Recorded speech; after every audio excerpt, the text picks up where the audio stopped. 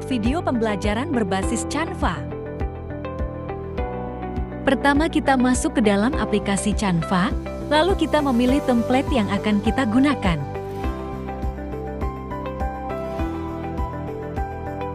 Klik tombol teks untuk menambahkan tulisan.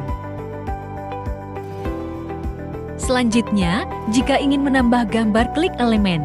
Lakukanlah hal yang sama pada slide template di berikutnya. Jika ingin menganimasikan gambar, tekan tombol bulat di atas. Lalu jika ingin mengatur durasi, klik durasi waktu di atas. Langkah terakhir, jika ingin menyimpan, klik bagikan.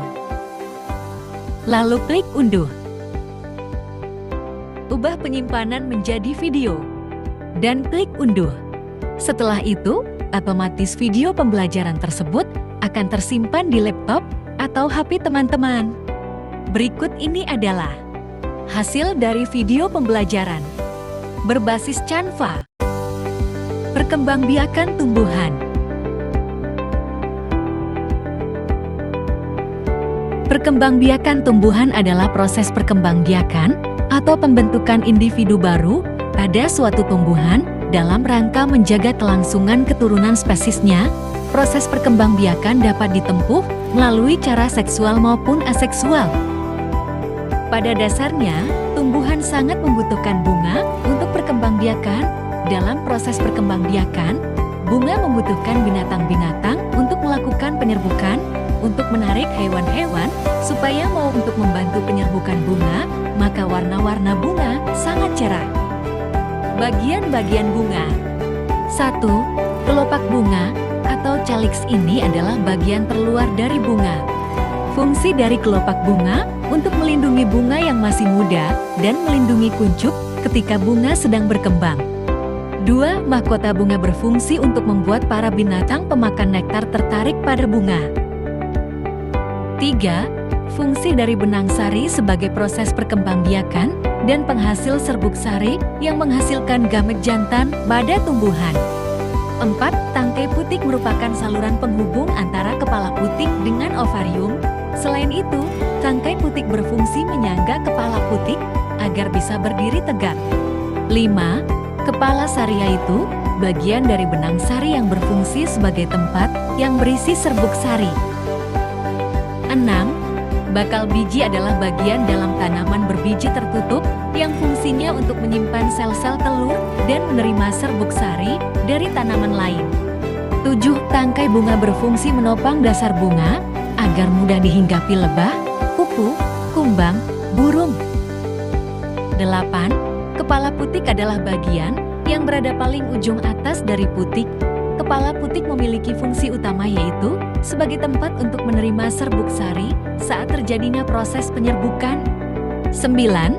Dasar bunga merupakan bagian tempat melekatnya mahkota dan komponen bunga lainnya agar tetap berada di posisinya meskipun terkena terpaan angin. Jenis-jenis perkembangbiakan tumbuhan. Ada beberapa jenis perkembangbiakan dalam tumbuhan. Perkembangbiakan tersebut meliputi 1. Generatif. Perkembangbiakan generatif dalam tumbuhan terjadi ketika serbuk sari telah jatuh pada kepala putik. Proses tersebut akan menghasilkan bunga yang selanjutnya dapat berkembang biak menjadi buah. 2. Vegetatif. Proses perkembangbiakan vegetatif dalam tumbuhan dapat terjadi ketika prosesnya dilakukan secara aseksual atau tidak kawin. Penyebaran biji. Penyebaran biji merupakan pergerakan biji dari induknya. 1. Hidrokori atau bantuan air. Hidrokori adalah cara penyebaran biji tumbuhan menggunakan air. Biji-bijian yang bisa disebarkan dengan air yaitu memiliki ciri-ciri tumbuh di area perairan atau di tempat-tempat yang tergenang air. 2. Anemokori atau bantuan angin. Ciri-ciri tumbuhan yang cocok yaitu biji ringan dan kecil. Hal itu karena biji-biji yang volumenya ringan lebih mudah terbawa angin. 3. Antropokori atau bantuan manusia. Model penyebaran seperti ini bisa dilakukan secara sengaja dan tidak sengaja. 4. Zookori atau bantuan hewan. Penyebaran zookori atau lewat hewan terbagi menjadi 4 cara, diantaranya adalah 1. Ornitokori, penyebaran biji tumbuhan lewat burung, misalnya biji kersen. 2. Chiropterokori, penyebaran biji tumbuhan lewat kelelawar, contohnya biji apel. 3. Mamokori, penyebaran biji tumbuhan lewat mamalia seperti luwak. 4. Entomopori, penyebaran biji tumbuhan lewat serangga, contohnya biji wijen. 5. Gravitasi.